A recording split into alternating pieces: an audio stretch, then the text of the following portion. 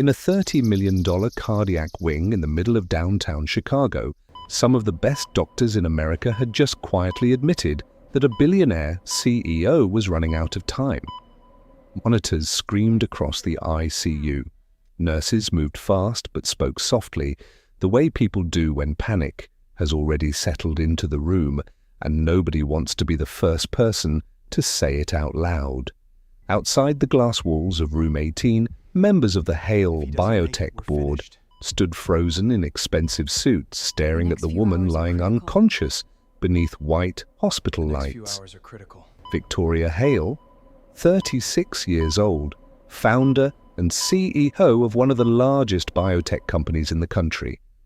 And according to the cardiac team at St. Vincent Memorial Hospital, she had less than an hour left to live. Then the elevator doors opened. A tall man in an old brown jacket stepped out carrying a weather-beaten duffel bag. Snow still clung to the shoulders of his coat. Behind him walked a little girl hugging a worn stuffed bear against her chest. The doctors glanced over. One of the younger surgeons actually laughed. "That's him?" he whispered. Another shook his head. "You've got to be kidding me." They called him a country doctor, a nobody from the middle of nowhere. 30 minutes later, that same room would fall completely silent because of him. But the real story, the thing none of those people understood yet, had started hundreds of miles away in a mountain town most of Chicago had never even heard of. The snow had been falling over Ashwood, Colorado for 4 straight days, and it showed no sign of stopping. Not soft snow, not pretty snow. This was heavy mountain snow, the kind that buried fences overnight and bent pine trees under its weight, the kind that found every crack in old buildings and pushed cold air through them until your bones hurt. But inside the small clinic at the edge of town, the warmth felt steady and lived in. The building had once been an old hardware store sometime back in the 1940s. The original wooden floors still groaned beneath heavy boots. A rusted bell above the front door jingled every time someone came in from the cold. The coffee pot near the reception desk had probably been running continuously since the Bush administration. And behind a faded blue examination curtain stood Dr. Ethan Cole. Ethan was 39 years old, tall and lean with dark hair streaked grey near the temples. His face carried the rough exhaustion of someone who slept lightly and worked too much. There was nothing flashy about him. No expensive watch. No polished shoes. No confidence performed for attention. But his hands were extraordinary, steady in a way that made nervous people calm down just by watching him move. That morning, Ethan was 45 minutes into his 7th patient when Walter Briggs gave the speech he always gave. "You know, Doc," the old man muttered, "if you were in Chicago right now, you'd probably be rich as hell." Walter Briggs had spent 42 years working in coal mines before his lungs finally started giving out on him. He was 68 now, broad-shouldered, despite the weight age had taken from him, with thick white eyebrows and fingers permanently twisted by arthritis. Ethan pressed the stethoscope lightly against Walter's chest, listening carefully. His hands stayed steady. They always stayed steady. "There are more important things than money," Ethan said quietly. Walter snorted. "Easy for good people to say." Ethan smiled a little but didn't answer. Most people in Ashwood didn't have insurance. Ethan charged what they could pay. Sometimes that meant cash folded carefully into envelopes. Sometimes it meant homemade pies left outside the clinic door. One rancher once tried paying him with elk meat and firewood. Ethan accepted all of it. He never turned anyone away. Near the waiting room window sat Lily Cole. 8 years old, small for her age, curly brown hair constantly falling into her eyes. She sat cross-legged in an oversized sweater with a math workbook balanced on her knees and a stuffed bear tucked beneath one arm. The bear's name was Milo. Milo had once been dark brown, but years of being carried everywhere had faded him into a patchy grey colour. One button eye sat slightly crooked after being sewn back on by Ethan during a snowstorm 2 winters earlier. The patients adored Lily. Old women brought her cookies. Truckers waved at her through frosted windows. Farmers tipped their hats when she walked into the diner beside her father. In a town as small as Ashwood, Lily had become part of the landscape itself. So had Ethan. What the people of Ashwood didn't know, what most of them never thought to ask, was why a man with Ethan Cole's hands had ended up there at all. They knew he was good, scary good, honestly. They'd seen him stabilize a construction worker after a nail gun accident tore through his chest, seen him restart a rancher's heart on a kitchen floor while snow buried the roads outside, seen him save a teenage boy who flipped a snowmobile into a frozen ditch at nearly 60 miles an hour. Ethan handled every emergency exactly the same way, quietly, precisely, without panic, the kind of calm that didn't come from arrogance, the kind that came from mastery. But to Ashwood, he was simply their doctor, a quiet widower raising a little girl alone at the edge of town. It was just after noon when the old television mounted above the waiting room suddenly cut away from a daytime game show to breaking news. The footage showed a massive conference room in downtown Chicago, glass walls, camera flashes, reporters shouting questions. Then suddenly, a woman collapsed. The room inside the clinic went silent. The headline appeared across the screen seconds later. Victoria Hale, CEO of Hale Biotech, critical condition. Ethan looked up slowly, and for the first time that morning, his hands stopped moving. The television replayed the collapse from another angle. Victoria Hale fell hard against the conference table as security rushed forward. The news anchor's voice sharpened. Sources inside St. Vincent Memorial Hospital say emergency cardiac specialists are being called in from across the country. Ethan's phone buzzed against the counter beside him. Chicago area code. He stared at the screen, then another call came, and another. Lily looked up immediately. She noticed something nobody else did. Her father looked afraid, not nervous, not surprised, haunted. Walter glanced toward the phone. "You know somebody there?" Ethan didn't answer.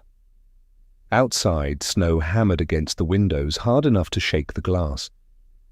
Inside, the heater hummed softly, while the entire clinic waited without realizing they were waiting. Finally, Ethan turned the phone face down on the counter. Then he looked back at Walter and forced his voice steady again. "Take another deep breath for me." But Lily could already tell. Chicago had just found him again. The first call came 23 minutes after the news broadcast ended. Ethan ignored it. The second came while he was locking the clinic doors for the night. He ignored that one too.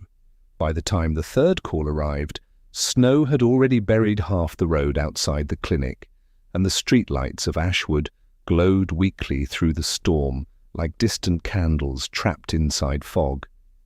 Ethan sat alone behind the front desk, staring at the phone vibrating beside a stack of unpaid bills.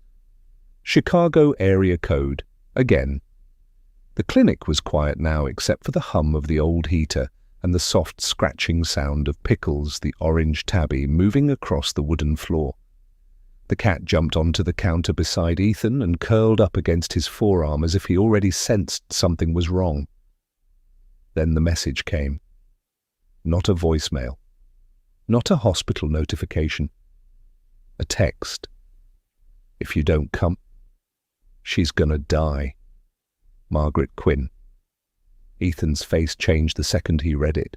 Margaret Quinn had been head nurse at St. Vincent Memorial for almost 35 years. She was 63 now, small and silver-haired, with sharp blue eyes that made first-year residents feel like nervous children again.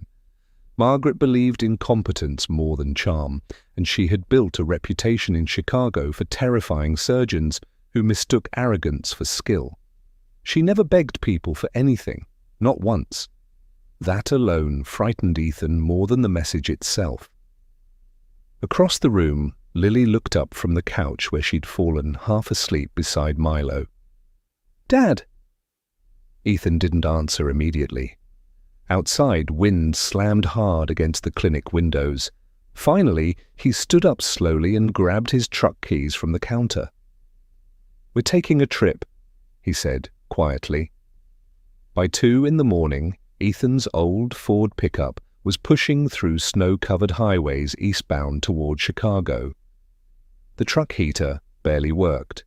Every few miles the windshield iced over badly enough that Ethan had to wipe part of it clear with his sleeve while driving. Country radio crackled weakly through the speakers before disappearing completely once they crossed state lines. Lily sat curled beneath 2 blankets in the passenger seat, hugging Milo against her chest. The truck smelled faintly like coffee, old leather, and snow. For nearly an hour, neither of them spoke. Then Lily finally glanced over. "So, why do people keep calling you a country doctor?" Ethan let out a tired laugh under his breath. "Because they've never actually seen me work."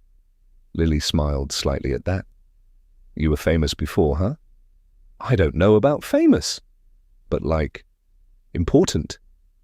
Ethan stared at the highway ahead, watching headlights disappear beneath the snowfall. Years ago, magazines had called him brilliant. Hospitals fought over him. Medical journals quoted him. Now he spent most mornings treating frostbite and chest infections in a forgotten mountain town. "Maybe once," he said quietly. Lily was silent for a moment before asking the question that mattered. "Are you still good?" This time Ethan didn't answer right away. A gas station blurred past outside the window. Snow swept across the road hard enough to erase the lane markings completely for several terrifying seconds. Finally, Ethan tightened his grip on the steering wheel. "We'll see." They reached Chicago shortly after sunrise. The city looked grey and cold beneath heavy winter clouds. Traffic crawled through slush-covered streets while steam rose from subway vents and crowded sidewalks filled with people too busy to look at each other. St. Vincent Memorial Hospital stood in the middle of downtown like a polished glass fortress. Everything about it felt expensive: the marble floors, the spotless windows, the security guards in tailored uniforms. Ashwood suddenly felt very far away. Ethan stepped through the main entrance, carrying one worn duffel bag over his shoulder, while Lily followed beside him, clutching Milo tightly. People noticed them immediately. Not because Ethan looked dangerous, because he looked out of place. His jacket still carried dried snow along the sleeves. His boots were scratched and salt-stained. He hadn't shaved in 2 days. To everyone in that lobby, he looked exactly like what they assumed he was, some small-town doctor who had wandered into the wrong building. Near the elevators stood Dr. Daniel Ross. Daniel was 42 years old now, tall and sharply dressed, with dark blonde hair carefully combed back from his forehead. He carried himself with the polished confidence of a man who had spent years learning how to command a room before speaking. Everything about him looked controlled, too controlled. Ethan recognized him instantly. Years earlier, Daniel had been one of the brightest surgical residents Ethan had ever trained. Brilliant hands, brilliant mind. But even back then, ambition sat too close to Daniel's skin. Like he needed people to admire him almost as badly as he needed oxygen. Daniel's expression hardened the second he saw Ethan.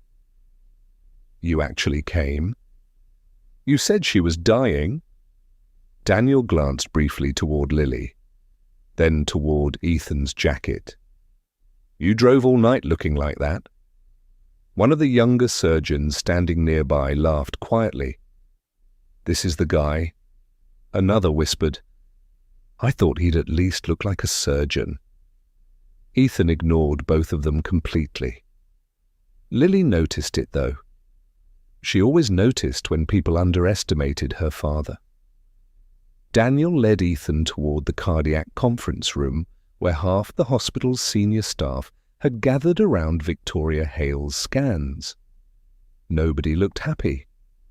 A cardiologist near the back of the room rubbed exhausted eyes behind thick glasses, while two residents argued quietly over medication interactions. Coffee cups covered the table, so did fear. Victoria's condition had worsened overnight, fast. Ethan stepped forward without speaking and picked up her chart. The room slowly quieted. For nearly 3 minutes, the only sound came from pages turning beneath Ethan's fingers. Daniel crossed his arms. "Well?" Ethan kept reading. Then finally he closed the file. "You're treating the wrong problem." The room stiffened immediately. Daniel's jaw tightened. "And what exactly do you think we missed?" Ethan looked directly at the monitor displaying Victoria's cardiac rhythm. When he spoke again, his voice stayed calm. "You're killing her." Nobody said a word after that. At the far end of the hallway outside the conference room, Lily wandered slowly past a row of colourful murals painted on pediatric ward walls. Somewhere nearby, a child laughed weakly before breaking into coughing. Then a voice called out from one of the rooms. "Hey, your bear looks like he got hit by a truck." Lily turned, and for the first time since arriving in Chicago, she smiled. The first alarm went off at 7:12 in the morning. Not loud at first, just a sharp, electronic warning buried beneath the ordinary sounds of the cardiac floor. Footsteps, elevator bells, nurses talking quietly over coffee that had already gone cold hours ago. Then a second alarm joined it, and suddenly the entire ICU exploded into motion. "Code Blue, room 18. Doctors rushed through the hallway almost instantly. Nurses pushed crash carts across polished floors, while overhead lights reflected off stainless steel equipment and glass walls. Somewhere down the corridor, somebody yelled for respiratory support. Inside room 18, Victoria Hale's heart had stopped. The Billionaire CEO lay motionless beneath pale hospital lights, dark blonde hair spread against the pillow, monitors flashing violent red warnings around her bed. Without makeup and media training and tailored suits, she looked younger now, smaller somehow, just another human body losing a fight against itself. "Doctor." Daniel Ross stepped forward immediately. Years of emergency medicine had trained him to move fast, even when panic started clawing at the edges of his thoughts. "Push 1 milligram epi. Charge to 200. Move." His voice stayed sharp, controlled, but the fear inside the room had already changed shape. People could feel it. Nothing was working anymore. A young resident named Claire Monroe stood near the monitor trying to steady her breathing while reading rhythm changes aloud. Claire was 28 years old with tired green eyes and dark curls pinned messily above her neck. Unlike most residents at St. Vincent, she still carried empathy openly on her face. Long shifts exhausted her because she felt everything too deeply. "She's not responding," Claire said quietly. Daniel's jaw tightened. Again, shock, still nothing. The monitor screamed harder, then the doors opened behind them. Ethan walked in, no dramatic entrance, no raised voice, just calm. The kind of calm that instantly changes the temperature inside a room. Snow still melted slowly off his jacket sleeves from outside. He pulled on gloves while walking toward the bed, eyes already locked onto the monitor before anyone explained anything. One of the surgeons immediately stepped forward. He doesn't even have an active Illinois license. Ethan never looked at him. "She's dying," he said simply, and honestly. That ended the argument. Daniel moved aside reluctantly, though every instinct inside him hated doing it. Not because he thought Ethan was wrong anymore, because he was starting to realize Ethan might be right. And that terrified him. Ethan studied Victoria's rhythm for less than 5 seconds before speaking. "Stop shocking her." The room froze. A cardiologist near the back actually blinked in disbelief. "What?" "You're feeding the cascade," Ethan said calmly. "You keep forcing the arrhythmia deeper." Daniel stared at him. "What cascade?" Ethan pointed toward the monitor. "The implant is interacting with the defect. Her nervous system's amplifying the rhythm collapse every time you restart the ventricle." Claire frowned slowly. Then her eyes widened, because suddenly she saw it too. "Oh my God!" she whispered. Daniel looked back toward the screen, tiny, irregular spikes hidden beneath the ventricular pattern, subtle, almost invisible.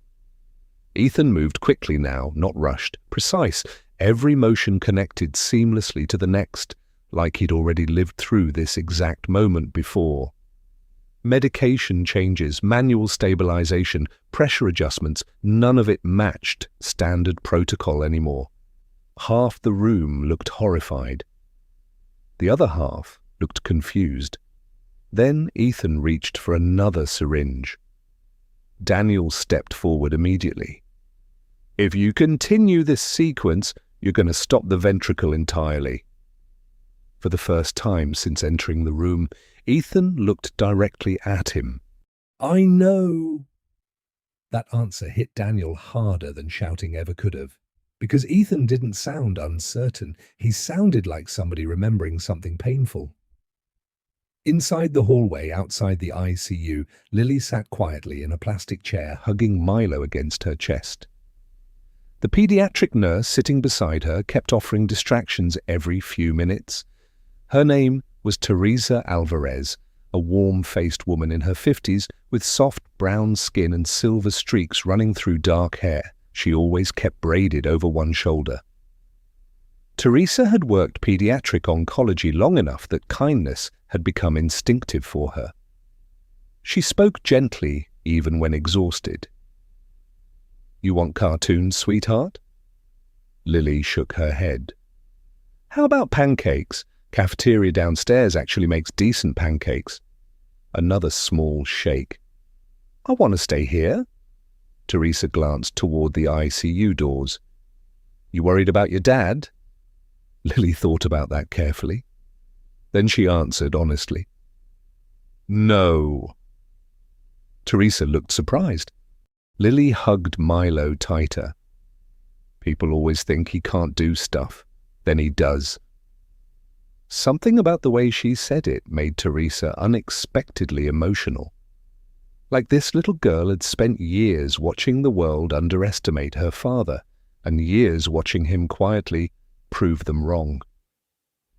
Down the pediatric wing, Noah Carter's condition had gotten worse overnight. The chemotherapy wasn't working anymore. His mother, Rebecca Carter, stood outside his room speaking with an oncologist while trying desperately not to cry. Rebecca was 34 years old but looked older now. Grief had a way of aging people unevenly. Her blonde hair stayed tied back in rushed, messy knots, and exhaustion permanently shadowed the skin beneath her eyes.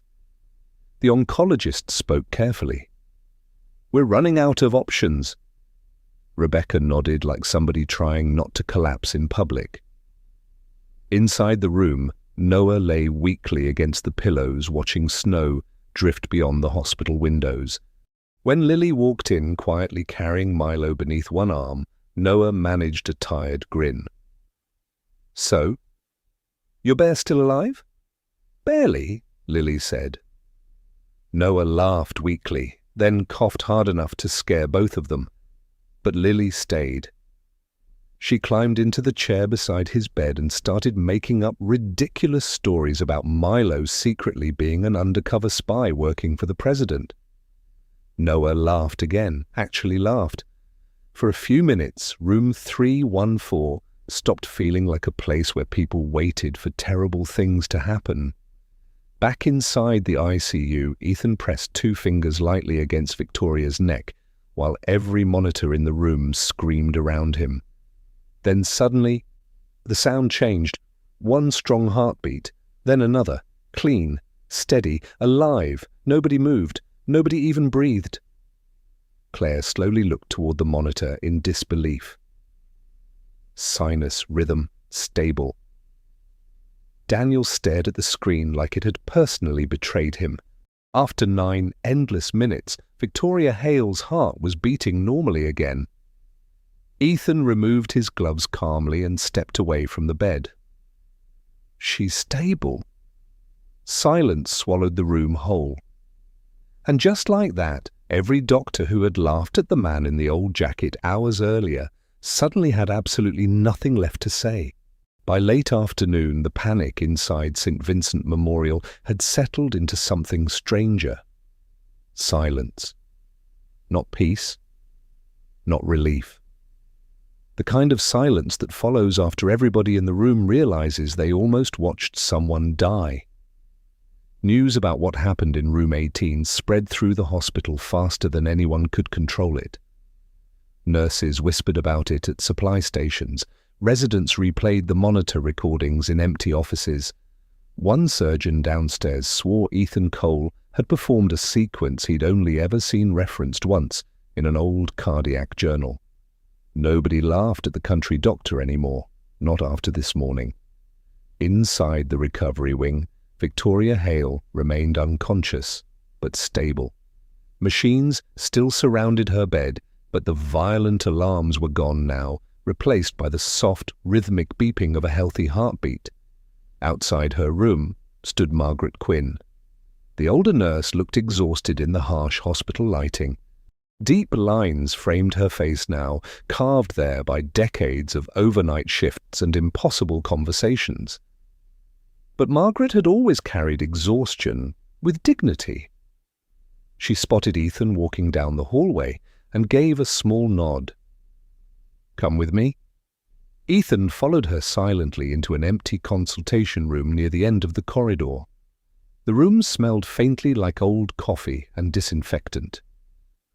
Margaret closed the door behind them carefully. Then for several seconds she said nothing at all. Ethan already knew this wasn't about Victoria anymore. Finally, Margaret reached into her leather satchel and removed a thick manila folder worn soft around the edges from years of handling. "I should have given this to you a long time ago," she said quietly. Ethan looked down at the folder without touching it. On the tab, written in faded black ink, was one name: Emily Cole. The air left his lungs so slowly it almost didn't seem real. Emily Cole had been dead for 6 years, but Ethan still thought about her every single day. She had been 32 when she died, a public school art teacher with chestnut-colored hair and a laugh loud enough to turn heads in restaurants. Emily had the kind of personality that made strangers tell her their life stories in grocery store lines. She collected old records, drank tea constantly, and cried at animal shelter commercials no matter how many times she saw them. She had also been the only person Ethan had ever completely trusted. Margaret sat down heavily across from him. The anesthesia complication wasn't random. Ethan's expression didn't change, but something inside him did. Margaret continued carefully. 3 months before Emily's surgery, St. Vincent switched suppliers for several surgical compounds. Cheaper manufacturer, lower oversight. The board approved it during budget restructuring. Ethan's jaw tightened slightly. He remembered that year, the budget cuts, the administrative meetings, the pressure to reduce operational costs without affecting public image. Margaret slid several papers across the table. The data they were given was falsified. Ethan finally opened the folder.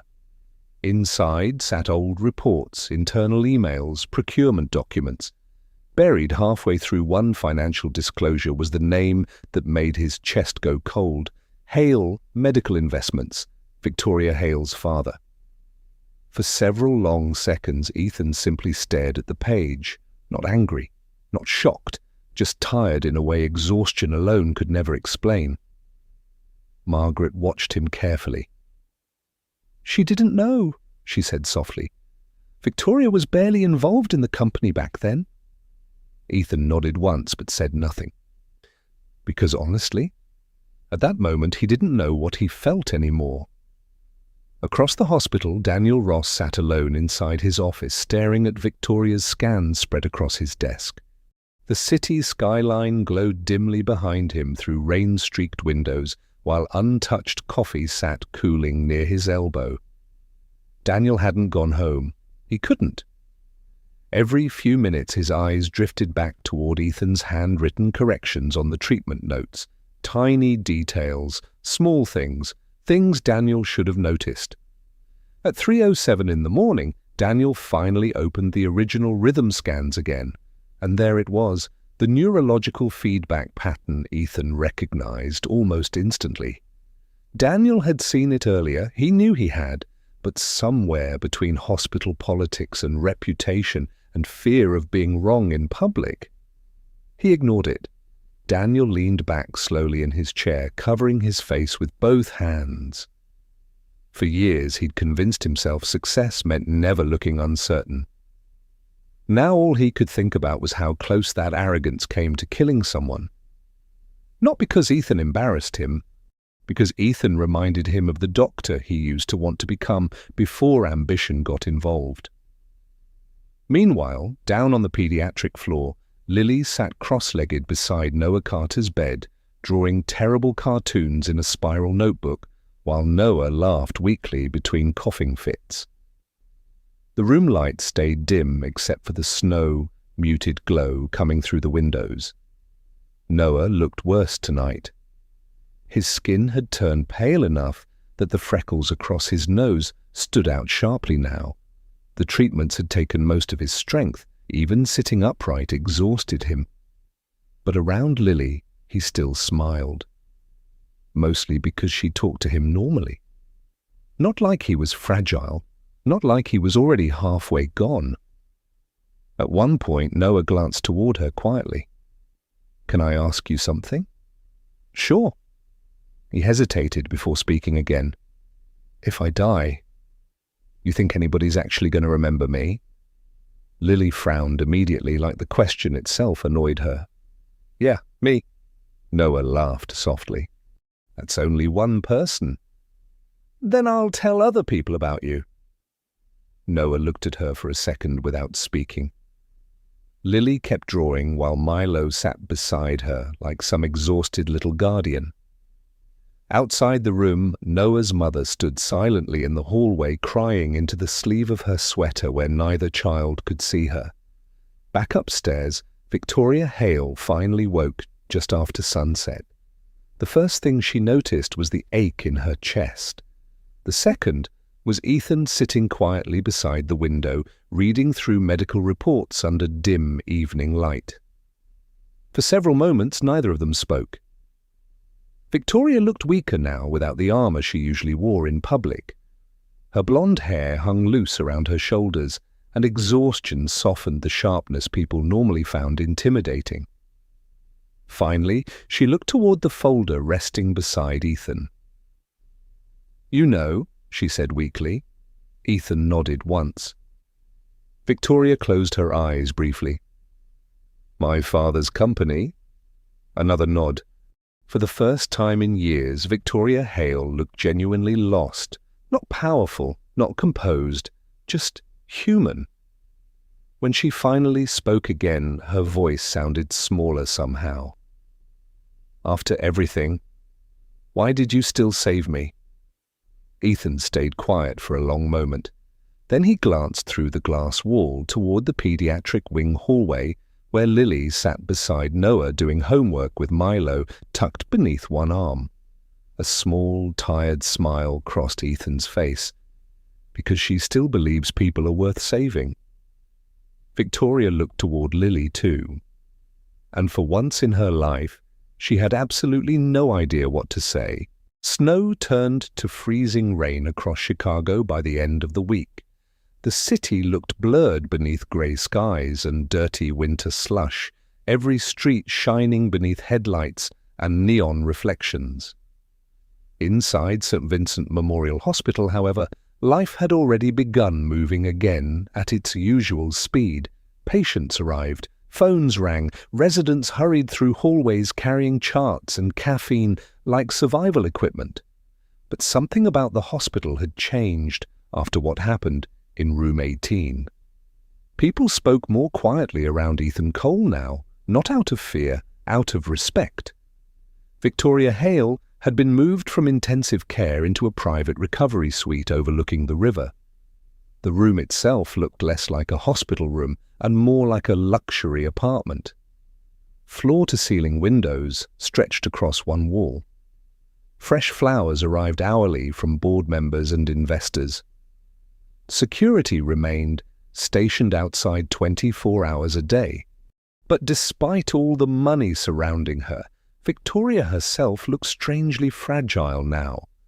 The sharp edges people usually associated with her had softened during recovery. Her movements stayed slower, more thoughtful. Even her voice carried exhaustion beneath it now. That afternoon, Ethan entered the room carrying a tablet filled with updated cardiac scans. Victoria looked up from the paperwork spread across her lap. "You always look like you haven't slept," she said quietly. Ethan glanced at the monitor beside her bed. "I could say the same thing." A faint smile crossed her face. It disappeared quickly. For several moments, neither of them spoke. Rain tapped softly against the windows while downtown traffic crawled below them in streaks of red brake lights. Then Victoria reached toward a folder resting beside her chair. "I want to show you something." Inside sat architectural renderings, medical facilities, research departments, community outreach centers. One image in particular caught Ethan's attention immediately. A cardiac center. Modern, massive, beautiful. Victoria watched him carefully. "I can fund it myself," she said. "No board interference, no corporate restrictions, no insurance games." Ethan said nothing. Victoria continued. "Complete control over treatment policies, research funding, staff selection, whatever you need." Basically, everything Ethan had walked away from years ago, every opportunity, every career milestone, every door medicine had once opened for him. Victoria folded her hands together slowly.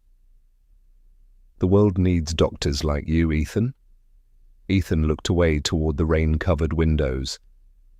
"Ashwood needs one too. They'll find somebody else." For the first time since entering the room, Ethan gave a small shake of his head. "No," he said quietly. "They probably won't." Victoria studied him carefully then. Really studied him. Not the famous surgeon he used to be, not the man who saved her life, just Ethan. A tired widower carrying around too much grief for too many years. Deep down, both of them understood this conversation had stopped being about hospitals a long time ago. This was really about whether Ethan still believed he deserved to belong in this world again. Before he reached the door, Victoria spoke one last time. "I'm not asking you to come back for money." Ethan stopped walking. Victoria's voice softened slightly. "I'm asking you to help me build something better than the place that failed your wife." For several seconds, Ethan stood completely still. And for the first time in years, he actually considered staying. Back in Ashwood, Colorado, Sheriff Ben Harper stood inside Rosie's diner, staring at a mason jar full of crumpled dollar bills. Rosie's smelled like coffee grease and cinnamon rolls, same as it had for nearly 30 years. A Christmas wreath still hung crookedly near the register, even though the holidays had passed weeks earlier. Rosie Bennett herself stood behind the counter, wiping dishes nervously with a towel. Rosie was 57 years old, with short silver hair and permanently flour-covered hands from decades spent baking pies before sunrise every morning. She had fed half the town through divorces, funerals, snowstorms, and layoffs. "You really think this'll help?" she asked quietly. Ben looked down at the jar. Inside sat donations from truck drivers, school teachers, waitresses, mechanics, and ranchers. Nothing large. $5 here, 20 there, loose change from people who honestly needed it themselves. Ben nodded slowly. It matters. Word about the clinic being close to foreclosure had spread quickly through Ashwood, and one by one people started showing up. A miner dropped off $40 folded inside a napkin. An elderly widow brought homemade blankets for auction. A 12-year-old boy emptied his fishing money into the jar because Ethan once stitched his arm back together after a biking accident. Nobody in town could afford losing the clinic. Not really. Because Ethan Cole wasn't just their doctor anymore. He was part of the town itself. Meanwhile, on the pediatric oncology floor in Chicago, Noah Carter was dying. Everyone knew it now. The nurses knew, the doctors knew, his mother definitely knew. Rebecca Carter barely left the room anymore, except to cry privately in hospital bathrooms where Noah couldn't hear her. The treatments had stopped working completely 2 days earlier. Now it was just about keeping him comfortable. That evening, Lily sat beside Noah's bed reading aloud from a worn comic book while Milo rested against Noah's blanket like some exhausted little guard dog. Noah looked weaker every hour. Even smiling tired him out now. Still, when Lily reached a ridiculous superhero line involving alien chickens and exploding tacos, Noah laughed hard enough to cough again. "You make terrible voices," he whispered weakly. "You sound terrible too." "Fair." For a while they just sat quietly, listening to snowfall hit the windows. Then Noah looked toward her. "If I die—" Lily immediately frowned. "Noah, no, listen." He smiled weakly. "Just listen." She stayed quiet. Noah swallowed painfully before continuing. "Tell people I was brave, okay?" Lily's face crumpled instantly. She nodded anyway. Noah smiled once more after that, a small, tired smile. Then, sometime after midnight, while snow drifted softly across Chicago outside the hospital windows, Noah Carter slipped away peacefully in his sleep. Rebecca's crying echoed faintly down the hallway moments later. Lily stood frozen beside the bed, clutching Milo against her chest, so tightly her knuckles turned white. Ethan arrived minutes later after Teresa Alvarez called him downstairs. He found Lily sitting silently outside Noah's room with tears streaming down her face. And suddenly, none of his medical skill mattered anymore, not the surgeries, not the research, not the brilliance people once admired, because there are some moments in life no doctor can fix. Ethan sat beside his daughter quietly and pulled her against him while she cried herself breathless into his jacket. That night, back in the small hotel room near the hospital, Lily finally fell asleep, curled against his side, still holding Milo tightly. Ethan stayed awake long after midnight, staring out at the city lights beyond the window. And somewhere in the middle of that long, silent night, he realized something he had spent years trying not to think about. Saving people was never only about keeping them alive. Sometimes it was just about making sure they didn't feel alone before the end. 1 year later, the old textile building on the corner of West Elm Street barely looked recognizable anymore. The bricks had been restored, the broken windows replaced with tall panes of warm glass that glowed softly against the Chicago evening. Fresh snow rested along the sidewalks while people gathered outside beneath strings of hanging lights stretched between street poles. Above the entrance, simple black lettering read, "Cole Hale Community Heart Center." No gold signs, no marble fountains, no billionaire vanity project architecture. Just a 5-story community clinic sitting between a laundromat and an old bookstore, exactly 3 blocks away from one of the poorest neighborhoods in downtown Chicago, exactly where Ethan wanted it. Inside, the building smelled faintly like coffee, antiseptic, and fresh paint.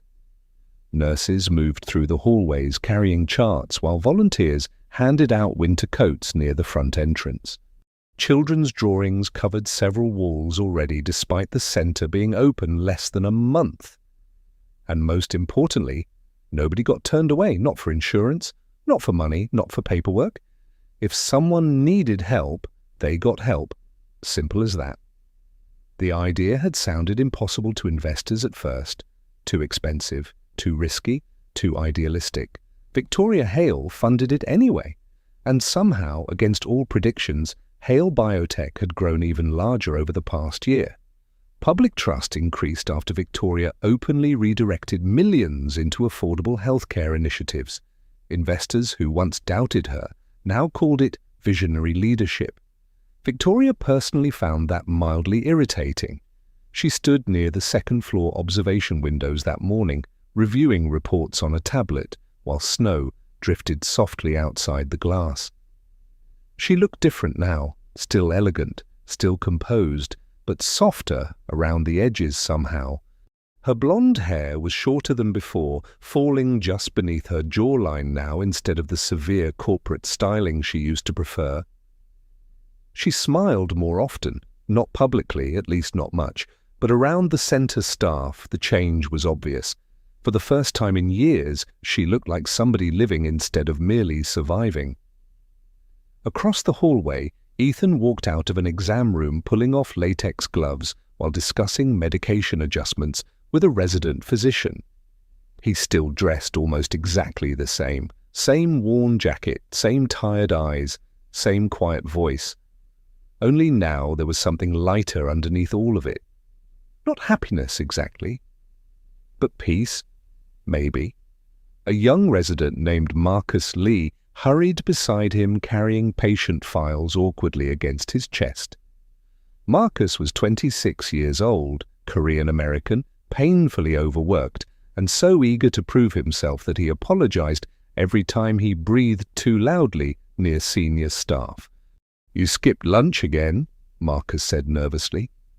Ethan barely looked up from the chart. "So did you." "Yeah, but I'm not 40. Ethan almost smiled. Almost. Downstairs near reception, Lily sat cross-legged behind the volunteer desk, helping an elderly man fill out intake paperwork, while Milo rested beside the computer keyboard like some exhausted office employee. At 9 years old, Lily had somehow become the unofficial emotional center of the building. Patients adored her, especially older people, maybe because she listened carefully, maybe because she never acted afraid around sickness, or maybe because hospitals stopped feeling cold when she was nearby. Milo looked even rougher these days. One ear barely hung together beneath mismatched stitching, and his fur had faded unevenly from years of being held too tightly by small frightened hands. But Lily still carried him everywhere. Teresa Alvarez liked to joke that Milo deserved his own employee ID badge by now. Near the pediatric waiting area, a golden retriever named Murphy wandered slowly between chairs wearing a bright blue therapy vest. Murphy was 7 years old, overweight, extremely lazy, and beloved by every child in the building. He'd originally belonged to a firefighter injured during a warehouse collapse years earlier. After the man passed away, Teresa adopted the dog and began bringing him to work. Murphy spent most days accepting hugs and pretending not to enjoy the attention. Near noon, the front entrance opened slowly, and a man stepped hesitantly inside. He looked somewhere around 60, though hard living had probably added years to his face. His grey beard came in uneven patches, and his coat hung loosely over a body, made thin by too many missed meals. He carried everything he owned inside a torn military backpack, slung over one shoulder. The receptionist greeted him kindly. The man immediately looked nervous. "I don't got insurance," he muttered before she even asked. His name was Arthur Bennett, former mechanic, former Vietnam medic, currently homeless for almost 11 years. Arthur had spent enough time being turned away from places to expect rejection before conversations even started. The receptionist smiled gently. "That's okay." Arthur looked confused by the answer. Then Ethan appeared from the hallway carrying another patient file beneath one arm. For a second, Arthur visibly stiffened after seeing the doctor approach. Years on the street had taught him to distrust authority automatically. Ethan stopped in front of him calmly. "You here because your chest hurts?" Arthur nodded slowly. "We'll take care of it." "That's going to cost money." Ethan gave the smallest shrug. "You're good. We got you." Arthur's eyes immediately watered before he could stop them. Not dramatic crying, just the quiet kind people do when they've spent too long expecting the world to close doors in their face. Across the hallway, Victoria watched the entire interaction silently, and suddenly she understood something that had taken her most of her life to learn. This place worked not because of technology, not because of funding, not because of her company. It worked because Ethan made people feel like they still mattered. Lily suddenly appeared beside Victoria carrying 2 paper cups of hot chocolate. "You're looking at my dad again," she said casually. Victoria nearly choked laughing. "For the record," she said carefully, "I was observing leadership qualities." Lily grinned immediately. "Ha ha." Victoria laughed again, louder this time. Across the hallway, Ethan looked up after hearing it. For a second, their eyes met. Neither of them said anything. They didn't need to, because after everything that happened, the grief, the guilt, the years they both spent carrying things too heavy alone, they had somehow built something good anyway, not perfect, but real. Outside, snow continued falling softly over Chicago while patients filled the waiting room beneath warm yellow lights. And long after sunset, the lights inside Ethan Cole's clinic stayed on. Not because people were dying, not because alarms were screaming, but because for the first time in years, people walked through those doors believing things might actually get better. And honestly, sometimes that kind of hope saves people too. Sometimes the people who save us don't look powerful at all. They look tired, quiet, ordinary. This story reminds us that kindness still matters in a world that moves too fast, and that real strength is often found in people who keep showing up for others even after life breaks their own hearts. Maybe someone around you today is carrying pain you cannot see. Be gentle with them, be patient. And if this story touched your heart, share it with someone who needs a little hope tonight. Leave a comment and let us know where you're watching from. Don't forget to subscribe for more stories like this. May God bless you, protect your family, heal every hidden wound in your life, and bring peace to your heart. If you believe kindness still matters, comment Amen.